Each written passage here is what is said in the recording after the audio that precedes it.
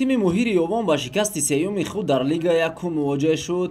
дар доираи рақобатҳои даври сеюми чемпионати Тоҷикистон миёни дастаҳои Лига Якум моҳир бо ҳисоби 4-0 аз дастаи Динамои шаҳри Душанбе шикаст хӯрд. рақобати дастаҳо дар варзишгоҳи марказии шаҳри Ҳисор доир гардид. дар ҷараёни дидори мазкур дастаи Динамо аз оғози бозӣ афзалиятро ба даст гирифт ва дар дақиқаи дуюми дидор ҳисобро кушод. муаллифи гол Раҳматшор Аҳмадзода гардид. пас аз голи аввал низ шогирдони Аҳлиддин Турдиёв зуд хати ҳимояи рақибро рахна мекарданд ва дар қисми аввал ду маротибаи дигар ба задани гол даст ёфтанд. Абдулфаттоҳ Худоидодзода дар дақиқаи 15-ум ҳисобро 2-0 кард. Абдулфаттоҳ дар дақиқаи 34-уми қисми аввал голи дуюми худ ва сеюми дастаашро вориди дарвозаи моҳири ёвон кард. дар дидори мазкур Абдулфаттоҳ Худоидодзода беҳтарин бозин гардониста шуд. қисми аввали дидор бо ҳамин натиҷаи 3-0 хотима ёфт.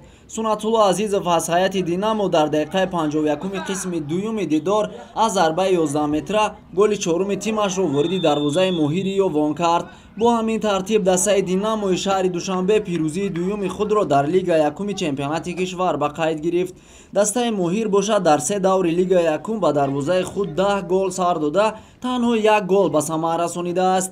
ёдовар мешавем ки дастаи Динамо имсол ҳадаф дорад дар баробари рақибони пурқуввати хеш ҳунарнамоӣ арзанда нишон диҳад ва соҳиби гузарномаи Лигаи олӣ гардад. дар бозии навбатии чемпионати Тоҷикистон миёни дастаҳои Лига Якум Динамои шаҳри Душанбе меҳмони дастаи Ваҳдати шаҳри Ваҳдат мегардад ва моҳири ноҳияи ёвон бошад дар майдони худ тими ҳосилотро қабул мекунад. бозӣ хеле хуб гузашт. ҳарду даста бозии хуб нишон доданд. дастаи мо нақшҳое ки мо кашида будем пеш аз бозӣ бачаҳоро фаҳмонда будем ки бисёртар дар ҳуҷум камтар хубтар бояд бозӣ кунанд ва бачаҳо хоҳишҳои моро иҷро карданд ва шукрона мо 4 гол задем ва ғалабаро ба даст овардем. мо камакак тайёримон аз сабаби он шуд ки тайёри аз сар аввал мо дертар кардем. магар аз ин 90% бозингарои мо ҷавонои ёш мебошанд. дар ҳаёташ якумин маротиба дар Лиги Якум бозӣ мекунанд. ҳат дар оянда оҳиста оҳиста худашонро гирифта дар оянда бозигаронро нақд бозӣ мекунанд. дар даври сеюми чемпионати мамлакат оид ба футбол байни дастаҳои Лига Якум тимҳои панҷшери ноҳияи Ҷалолиддини Балхӣ ва Ваҳдати шаҳри Ваҳдат андарин майдони рақобат шуданд. вохӯри ин ду даста дар варзишгоҳи марказии ноҳияи Балхӣ сурат гирифта бо ҳисоби 3-0 ба суди шогирдони Бахтиёр Ҳакимов ба поён расид. ҳамлавари соҳибони майдон рақами 8 Маҳмуд Ғайров аз як ҳолати мусоиди голзанӣ истифода бурда тӯбро дохили тури дарвозаи тими меҳмонон гардонид. ҳамин тариқ қисми аввали ин дидор 1-0 ба анҷом расиду тимҳо ба танаффус баромаданд. қисмати дуюми майдондорӣ бошад пурра бо бартарии бозингарони соҳибони майдон оғоз гардид. ҳамин буд ки дар дақиқаи 59 футболбози рақами 11 панҷшер Далер Умаров бо як зарбаи зебои худ хати дарвозаи дастаи Ваҳдатро рахна сохта натиҷаро 2-0 намуд.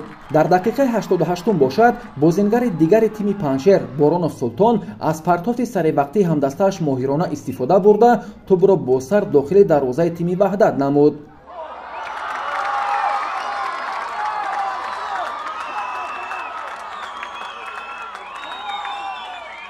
ҳамин тариқ дидорбинии дастаҳои панҷшер ва Ваҳдат бо ҳисоби 3-0 ба охир расид.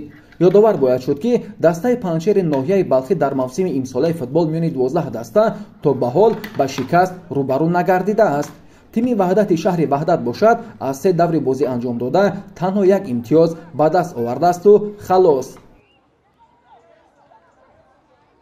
дастаи мо хуб тайёрӣ дида буд аз он ки дастаи Ваҳдат дар ҷадвал дар поёнтар буд. ба ҳамин нигоҳ карда бачаҳо камтар ҳисоби психологӣ тайёрӣ хуб надидан, яъне нописандӣ кардан. қисми аввали бозӣ ҳамаш дар таҳти назорати мо буд, вале он шансое ки мо доштем истифода набурдан бозингаро. дар танаффус мо ба онҳо фаҳмондем ки нописандӣ кардан дар кор нест. дар футбол ҳама чиз шуданаш мумкин аст. барои қисми дуюм дар омадан камтар бозии хуб кардан. раҳмат мегӯям бачаҳоро, мухлисоро ҳамаро табрик мекунам. ана бозии навбатии мо дар шаҳри Душанбе ҳаракат мекунем ки боз ҳам мухлисоро шод кунем. мухлисоро даъват мекунем ки ба шаҳри Душанбе омада дастаи паншерро дастгирӣ кунанд. рафти бозӣ қавваям набуд. Ман 10 дақиқаи аввал бозӣ камтар хубтар, баъди якум гол дастаи мо бачаҳое ки ёш ҳастанд, таҷриба ки надоранд ва афтода шуданд, дигар бозӣ карда натонистанд. Бозӣ мебаъда дар шаҳри Ваҳдат бозӣ дорем, тайёрӣ мебарем барои ин бозӣ. Камбуди мо ҳамин аст ки тими мо ҳозир хеле ҷавон аст. Камбуди мо бисёр аст. Барои камбуди кор кардан дар кор аст. Барое ки бачаҳо бисёр ҳама ҷавон аст. Дар тамринҳо кор мекунем. Дар тими мо ҳама бозигарои 16 соле ки порсол чемпиони Тоҷикистон шуда буданд, ҳамон даста бозӣ дорад. Барои ҳозир нақша дорем ки бо ин тими ҷавонон кор кунем, оянда доранд, насиб бошад бозигарои хуб мешаванд.